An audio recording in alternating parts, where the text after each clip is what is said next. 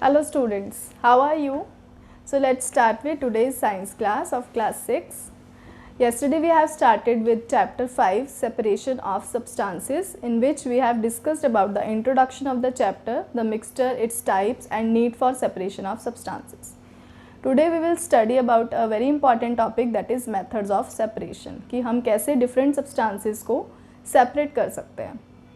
We will study this method of separation in two parts, that is separation of solids and separation of liquids.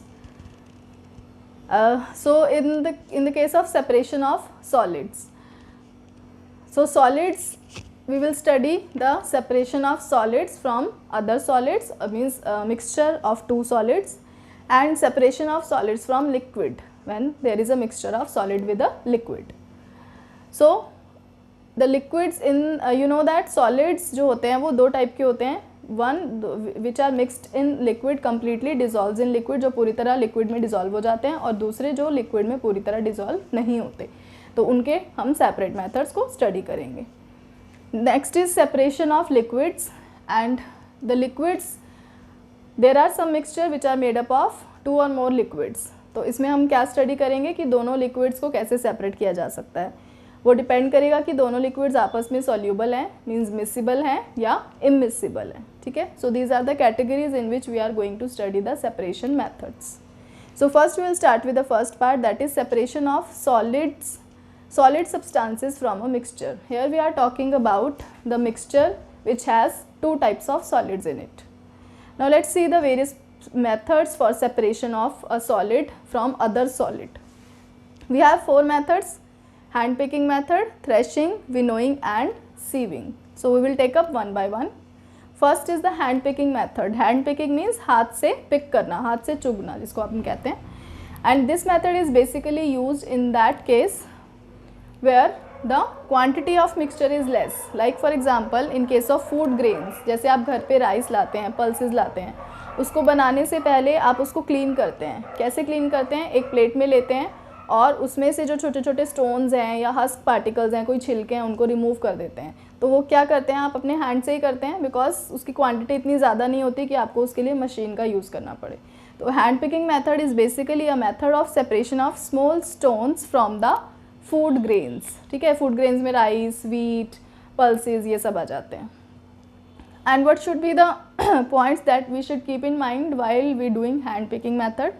The components are of different size, shape and colour. ये method हम कहाँ पे apply कर सकते हैं? जब जो components हैं जिनको हमने सेपरेट करना है वो डिफरेंट साइज, शेप और कलर के हैं. मीन्स जैसे अगर मान लो हमने राइस लिए, rice they are white in colour, okay, and we want to separate small stones from them. और स्टोन्स जो होते हैं वो सॉइल लाइट ब्राउन कलर के होते हैं. So they are easily visible in the rice. So the different shape, size or color should be there, which will help us to easily recognize the waste particles that we want to remove from the food grains. Second point is the quantity of the mixture is small. अगर हमने थोड़ा सा ही किसी चीज़ को clean करना है, उसमें से स्टोन्स वगैरह को रिमूव करना है, तो उसके लिए क्या हम हैंड पिकिंग यूज़ कर सकते हैं. बट जो है मीन्स क्वांटिटी स्मॉल होनी चाहिए, कि हमने थोड़ा सा जो है 1 कप या 1 कप के अराउंड हमने पल्सेस, राइस या जो भी चीज़ है उसको एक प्लेट में लिया और उसको हमने ईजिली हैंड पिकिंग मेथड से क्लीन कर लिया. Next is the unwanted substances present in small quantity. Very important point, कि जो अनवांटेड सब्सटेंस है जिसको हमने रिमूव करना है, लाइक हमने राइस में से स्मॉल स्टोन्स निकालने हैं, तो वो जो अनवांटेड सब्सटेंस है वो कम क्वांटिटी में होना चाहिए. Because you know if we are cleaning rice, अगर हमने 2 कप्स राइस लिए हैं और उसमें 1 कप अनवांटेड सब्सटेंस है, तो it is not possible to separate them. Very tough method. But if very small amount of the stones or the small stones which are present in the rice, they can be easily separated by hand picking method. Okay. So this method is basically used for those mixtures in which we can easily differentiate the unwanted particles from the wanted particles, and the quantity of the mixture should be less, should be small. But the main disadvantage of this method is it is a quite time consuming method. इसमें आपको थोड़ा time लगता है, but अगर हम mixture की quantity बहुत ज़्यादा नहीं ले रहे हैं तो it's a best method by which we can separate, we can easily clean a solid substance by removing the unwanted particles from it. Next we'll take up with the next method, threshing.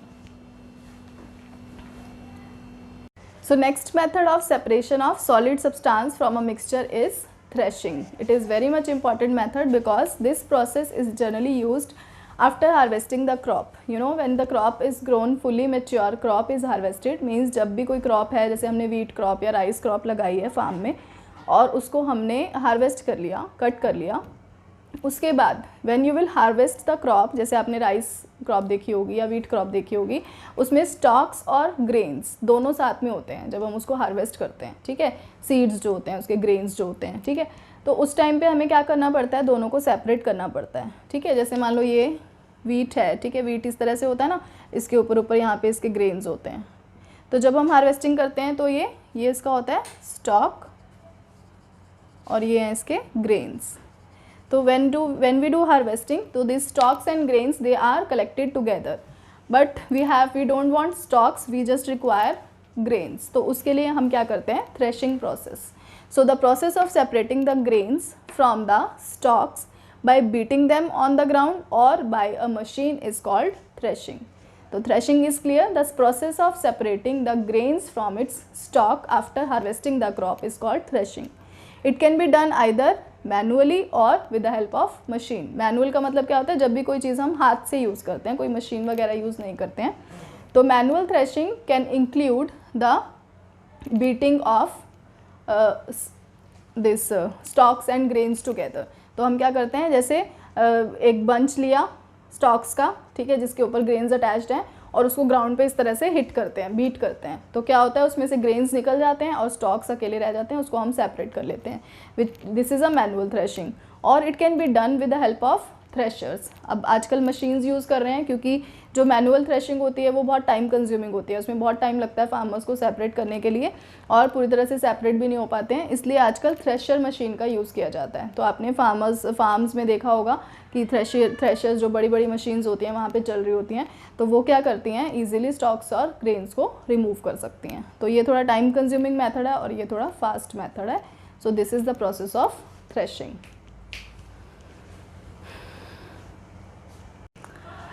So let's see the next method of separation of solid substance from a mixture. Separation of grains, that is called winnowing.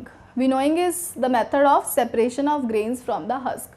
As you know, after harvesting the crop we have done threshing. Threshing से क्या होगा, जो उसके stalks थे उससे grains अलग हो गए हैं, लेकिन grains के ऊपर अभी भी एक husk होता है. husk क्या होता है, छिलका. जैसे आपने देखा होगा ये जो है stalk है उसका wheat plant का, और इसके ऊपर इस तरह से हस्क होता है, हस्क के अंदर ग्रेन होता है, ठीक है, तो ये इसको हम क्या बोलते हैं, हस्क, और ये क्या होता है, ग्रेन.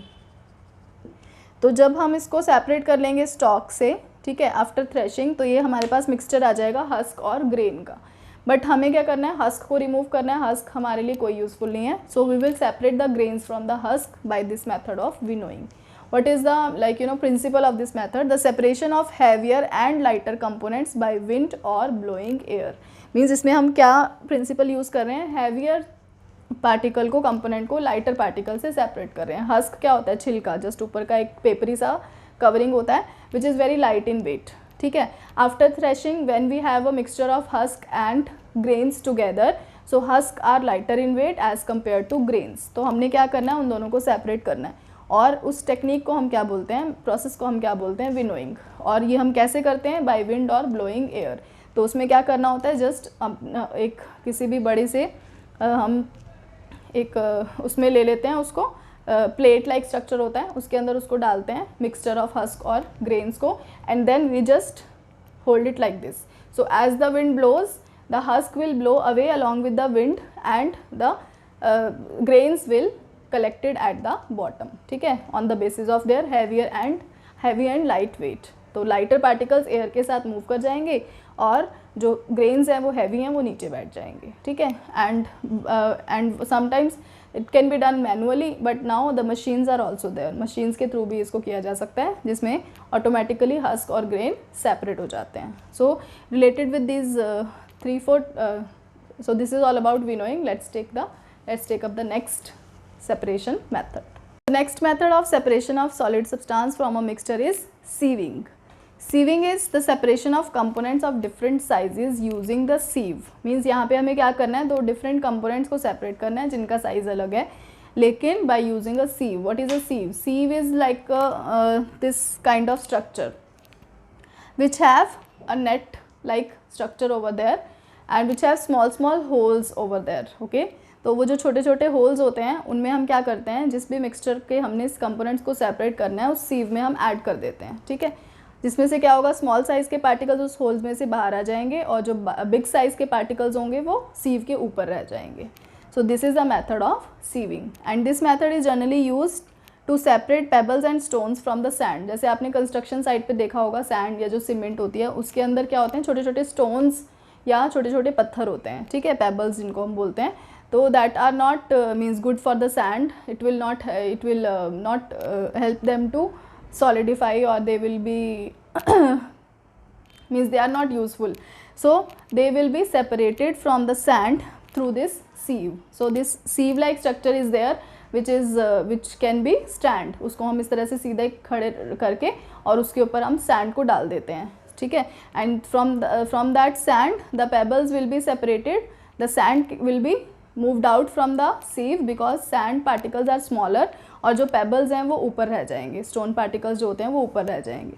या फिर जनरली नॉर्मली हम घर पे करते हैं ना, व्हीट फ्लावर जो आटा होता है उसको छानते हैं सीव से. ठीक है, that is also a type of this separation method from of solid from solid. जब हम उसको सीविंग करते हैं, छानते हैं, तो then you find that the small particles, that is wheat flour, it will comes out from the sieve, and small husk or small anything, the stones or whatever impurities are there in the flour, they will accumulated over the sieve. So very general example जो आप घर पे use करते हैं sieving method, जिसमें हम generally wheat flour या आटा जो है उसको छानते हैं. तो छानना is what it is, sieving.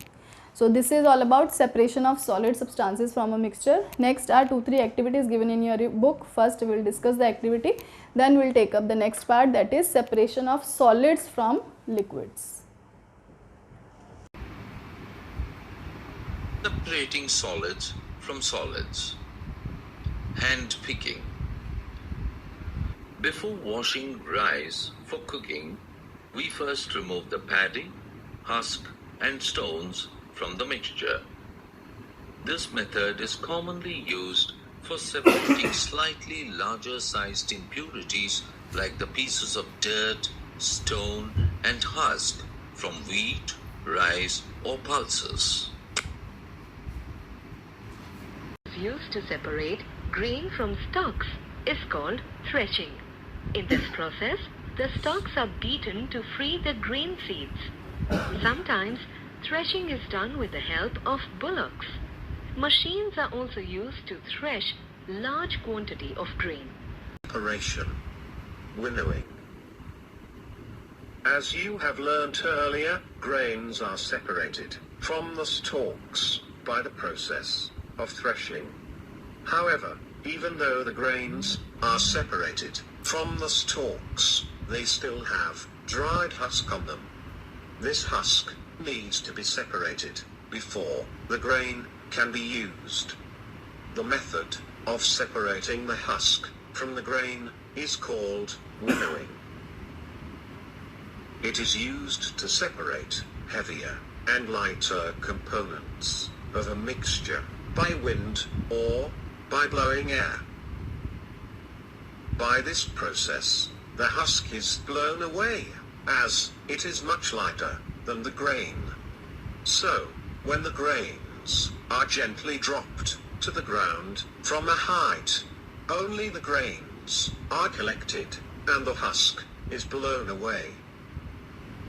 The separated husk is used for many purposes, such as fodder for cattle. Let us now perform an activity to learn this process in